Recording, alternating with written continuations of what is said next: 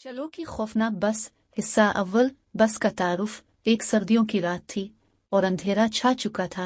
एक बस जिसका नंबर 401 था अपनी आखिरी मंजिल की तरफ रवां दवा थी। ये बस शहर के एक पुराने इलाके से गुजर रही थी जहां हर तरफ सुनसानी और खामोशी थी। कहा जाता था कि इस इलाके में एक चलो भटकता है जो मुसाफिरों का पीछा करता है। हिस्सा दुवम। नया मुसाफिर। बस के ड्राइवर सलीम ने अचानक सड़क के किनारे एक आदमी को खड़ा देखा। आदमी ने हाथ दिया और सलीम ने बस रोक दी। आदमी ने कहा, मुझे आगे के गांव जाना है, क्या आप मुझे ले जाएंगे? सलीम ने इसे अंदर बिठा लिया मगर बाकी मुसाफिरों को अजीब सा एहसास हुआ। हिस्सा सवम। अजीब वाकयात का आगाज।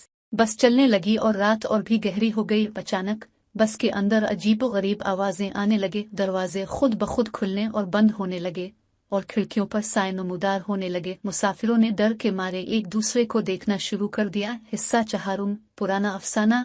एक बुजुर्ग मुसाफिर बाबा हनीफ ने कहा, यह सब चलो की कारस्तानी है। उन्होंने बताया कि बरसों पहले एक हादसे में एक मुसाफिर की मौत हो गई थी और उसकी रूह अब भी बसों में भटकती है। बाबा हनीफ ने कहा कि चलो का मकसद बस के तमाम मुसाफिरों को अपनी दुनिया में ले जाना है। हिस्सा पंजुम। चलो का हमला। अचानक बस के अंदर एक जोरदार चीख की आवाज आई। सबने देखा कि वही आदमी जो बस में सवार हुआ था गायब हो चुका था। दरवाजे और खिड़कियां खुद ब खुद खुलने और बंद होने लगे और बस की रफ्तार बेकाबू हो गई। ड्राइवर सलीम ने बस को रोकने की कोशिश की मगर बस ने उनकी बात मानने से इनकार कर दिया। शशुम। गांव के बुजुर्ग की कहानी। बस के एक और मुसाफिर राशिद ने कहा कि इसके गांव में एक बुजुर्ग हैं जो चलो की रूह को काबू कर सकते हैं। राशिद ने सलीम को बताया कि वो बुजुर्ग बाबा गुलाम चलो के बारे में बहुत कुछ जानते हैं। बस के तमाम मुसाफिरों ने फैसला किया कि वो बाबा गुलाम से मदद लेंगे। हिस्सा हफ्तम। बाबा गुलाम की मदद।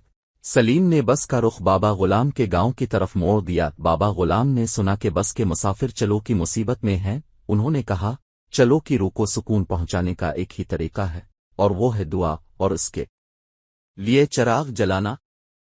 बाबा गुलाम ने बस के अंदर एक खास चिराग जलाया और दुआ करने लगे। हिस्सा हश्तम। खौफनाक रात। जैसे ही बाबा गुलाम ने दुआ शुरू की बस के अंदर की फिजा बदलने लगी। चलो की चीखें कमजोर होने लगीं और दरवाजे और खिड़कियां ठहर गईं। बाबा गुलाम ने चलो की रूह से मुखातिब होकर कहा, तुझे सुकून पाने के लिए हमें छोड़ देना होगा।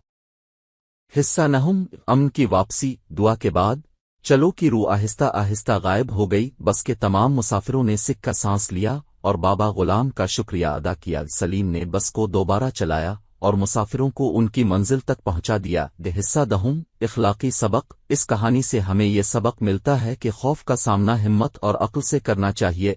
डर और खौफ का सामना करने से ही हम अपनी मुश्किलात को हल कर सकते हैं। बाबा गुलाम की हिम्मत और दुआ ने बस के मुसाफिरों को चलो से निजात दिलाई। इखलाकी सबक। इस कहानी से हमें यह सबक मिलता है कि खौफ का सामना हिम्मत और अक्ल से करना चाहिए। डर और खौफ का सामना करने से ही हम अपनी मुश्किलात को हल कर सकते हैं। बाबा गुलाम की हिम्मत और दुआ ने बस के मुसाफिरों को चलो से निजात दिलाई। इख्तिताम। पुरस्रार। बस की ये कहानी हमें यह भी सिखाती है कि मुश्किलात और परेशानियां जिंदगी का हिस्सा हैं, लेकिन अगर हम अपने दिल की सारी हिम्मत जमा करें और अज़्म से काम लें तो हम हर मसले का हल निकाल सकते हैं।